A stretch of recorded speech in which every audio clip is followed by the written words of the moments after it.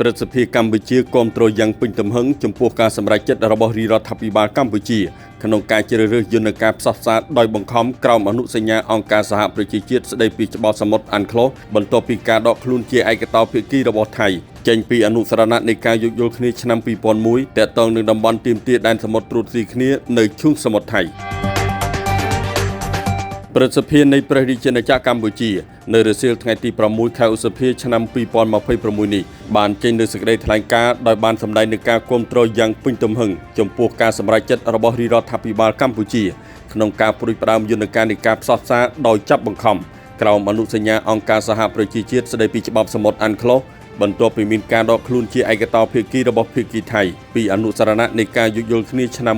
2001ពាក់ព័ន្ធនឹងតំបន់ទាមទារដែនសមុទ្រត្រួតគ្នានៅក្នុងឈូងសមុទ្រថៃដែលភាគីថៃហៅកាត់ថា MOU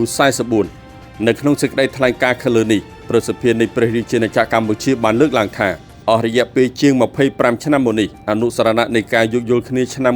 2001បានបម្រើការជាក្របខ័ណ្ឌទ្វេភាគីតែមួយគត់ដែលត្រូវបានព្រមព្រៀងគ្នាទៅវិញទៅមកដែលតាមរយៈនោះកម្ពុជានិងថៃបានដោះស្រាយការទាមទារសមុទ្រត្រួតស៊ីគ្នាដោយសន្តិវិធីនិងក្នុងន័យស្ថាបនាក្នុងស្មារតីសន្ទនាការគោរពគ្នាទៅវិញទៅមកនិងភាពជាអ្នកជិតខាងល្អ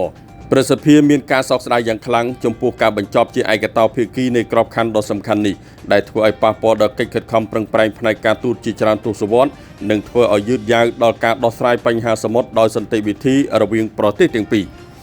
ប្រសិទ្ធភាពជឿជាក់យ៉ាងមុតមាំថាការសម្រេចចិត្តរបស់រាជរដ្ឋាភិបាលកម្ពុជាក្នុងការងាកទៅរកយន្តការសន្តិវិធីដែលមានចែងក្នុងអនុសញ្ញាអានក្លោសគឺជាទង្វើស្របច្បាប់ពេញលេញប្រកបដោយការទទួលខុសត្រូវនិងអនុលោមតាមច្បាប់អន្តរជាតិការប្រើប្រាស់យន្តការនៃការផ្សះផ្សាដោយចាប់បង្ខំរបស់កម្ពុជាឆ្លុះបញ្ចាំងពីការបដិញ្ញាចិត្តយ៉ាងរឹងមាំចំពោះសន្តិភាពការសន្ទនានីតិរដ្ឋនិងការដោះស្រាយវិវាទដោយសន្តិវិធីប្រសិទ្ធភាពបានបញ្ជាក់សារជាថ្មីថាឈូងសមុទ្រថៃត្រូវរក្សាទុកជាតំបន់សន្តិភាពកិច្ចសហប្រតិបត្តិការស្ថិរភាពនិងវិបុលភាពរួមក្នុងស្មារតីនេះប្រសិទ្ធភាពសូមសម្ដែងនូវសេចក្តីសង្ឃឹមយ៉ាងមុតមាំថាភាគីម្ខាងទៀតនឹងបន្តប្រកាន់ខ្ជាប់នូវស្មារតីនៃកិច្ចសន្ទនាដោយសន្តិវិធីនិងការចូលរួមប្រកបដោយស្ថាបនាក្នុងការដោះស្រាយការទាមទារដែនសមុទ្រត្រួតគ្នាស្របតាមច្បាប់អន្តរជាតិនិងអនុសញ្ញាអានក្លោសប្រសិទ្ធភាពនៃព្រះរាជាណាចក្រកម្ពុជាក៏បានបញ្ជាក់ជាថ្មីនូវការគាំទ្រយ៉ាងពេញទំហឹងចំពោះជំហរប្រកបដោយគោលការណ៍របស់រាជរដ្ឋាភិបាលកម្ពុជានិងការបដិញ្ញាចិត្តមិនងាករាយចំពោះច្បាប់អន្តរជាតិសន្តិភាពក្នុងតំបន់និងទំនាក់ទំនងភាពជាអ្នកជិតខាងល្អ